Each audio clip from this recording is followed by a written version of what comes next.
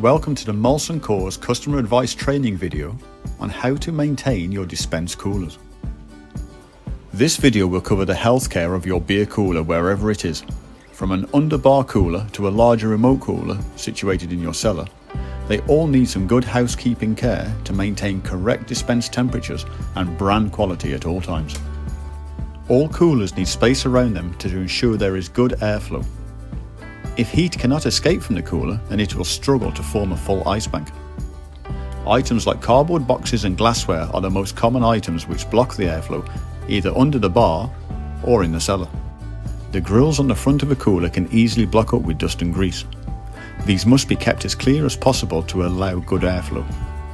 Vacuuming the grill once a week is good practice. If you have a heat dump unit on a split remote cooler, then airflow is equally as important. Please clear away any vegetation which may be blocking the grills. Giving the cooler pipes a wipe down with a damp cloth weekly prevents the insulation from becoming damaged and soggy. This will prevent the insulation from doing its job properly. Please take care when doing this, as broken glass or other sharp objects can be present behind any bar. It is good practice to check the water level in your cooler. If you can see a healthy ice bank, then no further action is required. It is important not to overfill your cooler.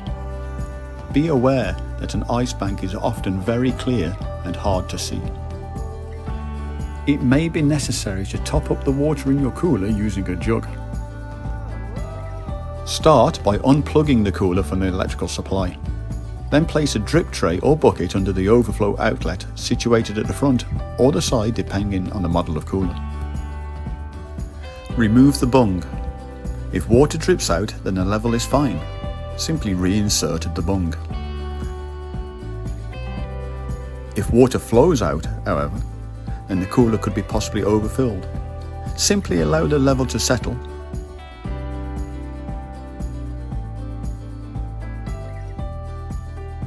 And then reinsert the bung.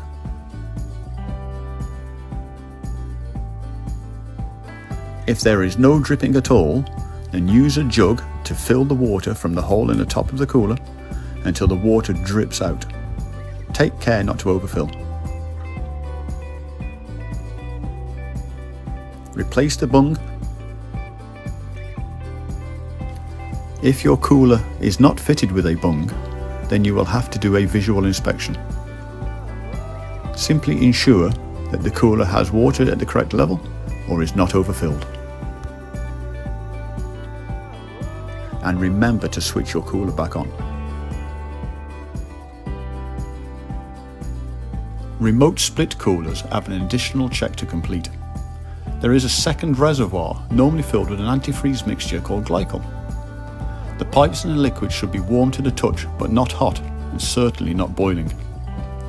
This glycol circulates out to the heat dump fan unit, normally situated on an outside wall. If this level is below the minimum marker, then please top up with water and log a call for our customer technical services to get an engineer to visit and complete more intensive checks. If there is ever a power cut or a possible fault with the cooler, the reset button may need to be pressed. This could be a trip style plug or a push button on the cooler itself. If the issue persists or happens too often, then please log a call with customer services for support. But please be aware that a qualified electrician may be needed to deal with electrical supply issues. Different types of coolers have different indicator lights. These show the various stages of the cooler functions. As an example, the green light often means power on, and an orange light often means that the fan is running. Very few have a fault indicator light. However, these lights are there for the use by our engineers. For your part, simply conduct a visual check of the ice bank for normal operational checks. Thank you for watching this Molson Coors customer advice training video. If you experience any dispense issues or unsure about anything dispense related, then please log a call by phoning 0345 6000 888. One of our support team will be happy to help you.